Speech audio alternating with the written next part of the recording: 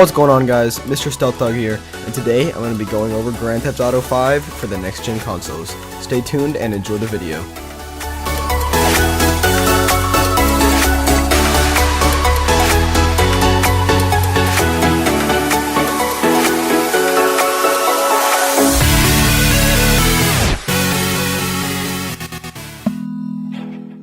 I know, I'm late, but better late than never, right? Grand Theft Auto 5 has been announced for the next-gen consoles, and that was about 3 months ago, but a lot of news has come out since then. Let's get started.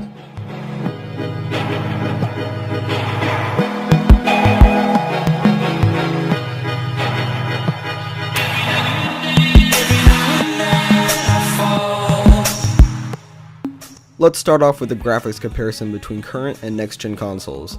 On the left we have PS4, and on the right we have PlayStation 3. Now, you can definitely see a huge difference. We have individual blades of grass, dynamic lighting, and just clear-cut lines all throughout the background.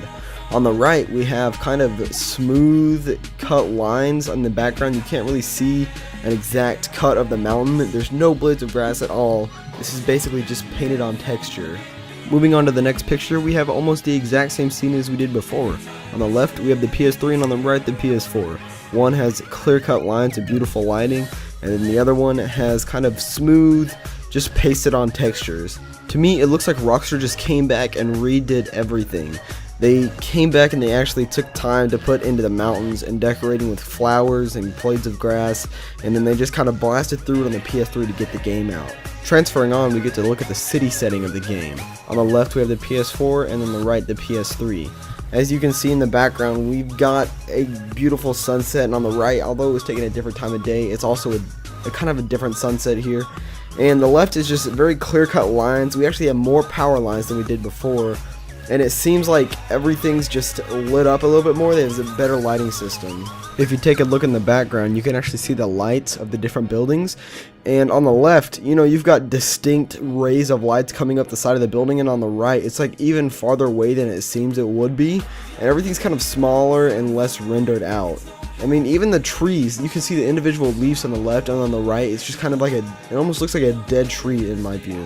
I'm going to go ahead and replay the first trailer, and I'm going to stop it every once in a while to discuss some things that I see. Hold it right there.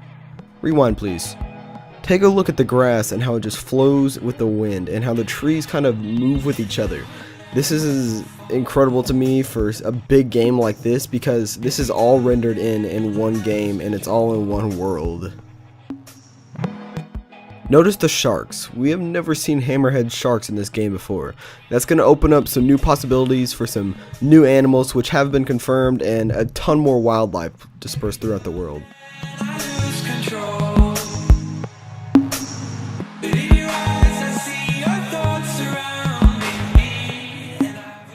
Look at all the traffic on the roads. This opens up new possibilities for traffic jams and just giant masses of cars during the day and different times during the night.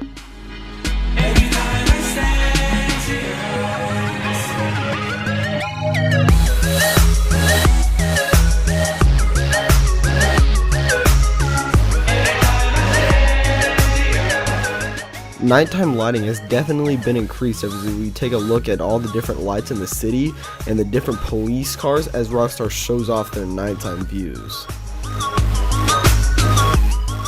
Let's go ahead and switch over and take a look at the second trailer Rockstar released.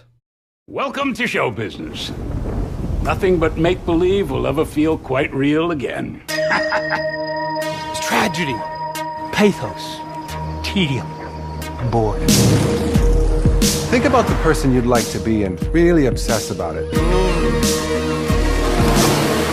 No paranoia, no weirdness, but I do get concerned about the monsters. I want a picket fence and a husband and a dog named Skip. You do? Kinda. Make him pure!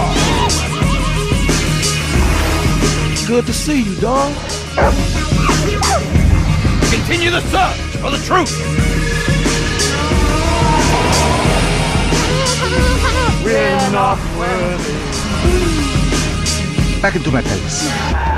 Celebs, they're not like you or me. In that trailer, we see Rockstar kind of show off their campaign and some fun and creative aspects of the game. This is interesting to me because that means there's going to be a lot more to the campaign than there originally was, because they're showing us stuff that we haven't already seen. And here's a picture of a Rockstar forum post by a Rockstar employee that has since been taken down, and someone got a screenshot of it just in time for us to be able to go over it here for you guys. Basically, what we're seeing here is some of the aspects for GTA 5 Online on next-gen consoles. First thing I see is a brand new first person mode, and this is bolded, which means this is either a possibility, they haven't decided yet, we're not really sure, but this includes working speedometers, tachometers, dash lights, and more. That's for the interior of the vehicles, as I just read. And basically that means we could have like a first person mode, which would allow us to see the view of the characters in the game. The next thing I see on the list is a bunch of new Easter eggs for the game, including random events for story mode. That's really cool because that means we're going to see a lot more funny and just kind of new mysteries from Grand Theft Auto. Moving on down, we see new animals roaming across Los Santos, which means some different types of animals added into the game, like we saw earlier, the hammerhead sharks, and then the next bullet, animals in GTA Online. What could that mean? And if you take a look at the end of the sentence, there's a question mark, which means, are they actually coming to GTA Online? We don't know. But if they happen to do come, that opens up a lot of new possibilities for hunting missions and just going out with your friends and having a good time out in the country for a week or so. If you look down to the second to last bullet, we see something about players that are able to transfer their characters from Xbox 360 or PS3 to the next gen consoles, and that they're going to receive free weapons and a free garage in GTA Online.